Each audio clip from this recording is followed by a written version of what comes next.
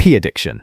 It always starts small. A magazine here, a video there, no big deal, until your brain realizes it's sitting on an infinite buffet of dopamine. Suddenly, the just curious scroll turns into a full-time hobby. But the thing is, every time you watch, dopamine hits like a slot machine payout. Your brain loves novelty, and pee delivers endless variety. Back in the day, our ancestors had to actually talk to someone to get a spark. Slow, awkward, predictable. Now, you've got more stimulation in an hour than they had in a lifetime. But here's the problem. The brain gets bored fast. The same stuff doesn't cut it anymore. So you go hunting for something new, something stronger, something weird. And before you know it, you're not chasing pleasure. You're just running from the emptiness that shows up when you stop. It's not romance. It's not love. It's your brain on autopilot, scrolling like a kid locked in a candy store who forgot what real food tastes like. Alcohol addiction. Alcohol, society's favorite poison. It's at parties, weddings, even church wine. And because it's everywhere, nobody bats an eye until your liver waves the white flag.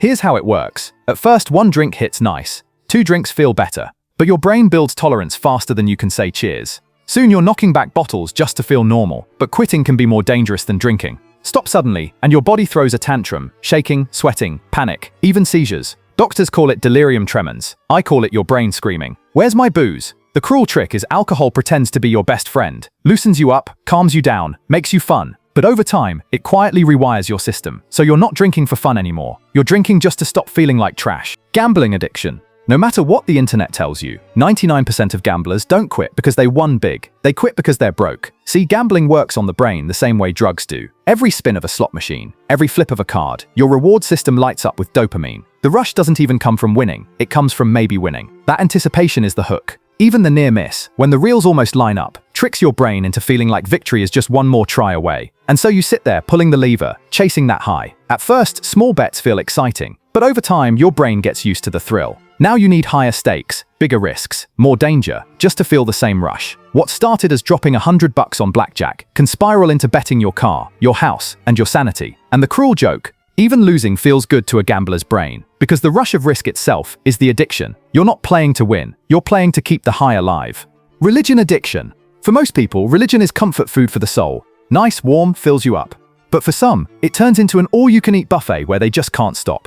Miss a prayer? Total meltdown. Skip a ritual? Cue the spiritual withdrawal shakes. It's not faith anymore, it's obsession dressed in holy robes. But the thing is, you can quit alcohol, you can quit drugs, but you can't exactly quit God. Moderation is the only option, which makes this one extra tricky. The brain still gets its dopamine fix. That warm buzz during prayer, the goosebumps during worship. Feels divine, but it's the same chemical high as gambling or porn. Pretty soon, everything outside the rituals doesn't matter. School, work, relationships, gone. Life gets boiled down to right or wrong, us or them. It's devotion turned addiction. Holiness on the outside, dependency on the inside. Food addiction. Food isn't supposed to be addictive. It's fuel. But throw in sugar, salt and fat, and suddenly your brain treats a cheeseburger like it's cocaine in a bun. Every bite, dopamine fireworks. And the brain quickly learns, stress, eat, bored, eat, sad, definitely eat. At first, it's comfort, then it becomes compulsion. You're not eating because you're hungry, you're eating because your brain wants that chemical hit. The reward system rewires itself,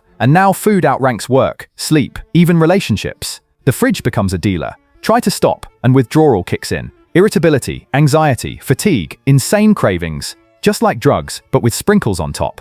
And the worst part, you can't quit food. You have to eat. Which means moderation isn't just hard. It's like asking an addict to take just one hit 3 times a day for life. So yeah, food might not look dangerous. But when your brain's hooked, that pizza box is basically a slot machine you can chew.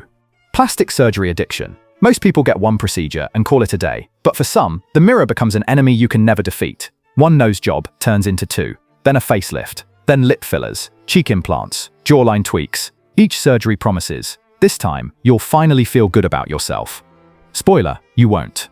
Here's the science. Just the anticipation of fixing something floods the brain with dopamine. After surgery, the high feels great for about 5 minutes. Then the brain finds something else wrong. Too crooked, too small, too not perfect. Cue another round under the knife. And the thing is, no matter how many surgeries you get, satisfaction never shows up. The brain keeps moving the finish line. Some people even try turning themselves into dolls or cartoon characters. It's not transformation anymore. It's obsession dressed as self-improvement. Plastic surgery addiction doesn't make you beautiful. It makes you permanently unsatisfied, paying in scars for a happiness your brain refuses to deliver.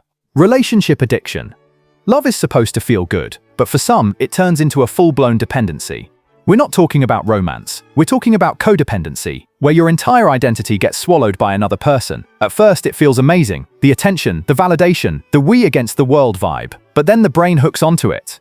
Your self-worth becomes chained to how much your partner needs you. You start mirroring their hobbies, their moods, even their bad habits.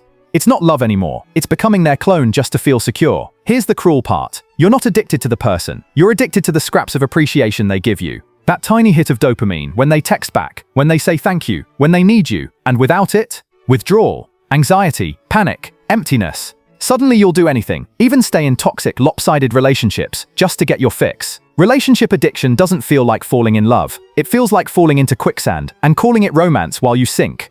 Drug addiction. Drugs don't play fair. They don't just make you feel good. They hijack the system that decides what good even means. Normally, your brain saves dopamine hits for useful stuff. Eating, laughing, hugging someone you love. But drugs kick down the door and dump a tsunami of dopamine. Like, forget food, forget family. This is happiness now. The first time feels incredible. The second time, still good. But pretty soon, the brain rewires itself. Natural joys, sunsets, friendships, pizza, barely register. The only thing that lights up the board anymore is the drug. And when you try to stop, withdrawal drags you through hell, sweats, shakes, cravings, mood swings that make you hate yourself. The cruel part, you're not even using to get high after a while. You're using just to feel normal. The drug becomes both the problem and the solution. Your brain doesn't want balance, it wants another hit. So yeah, drugs don't just mess you up. They rewrite who you are and convince you it's the only way to feel alive.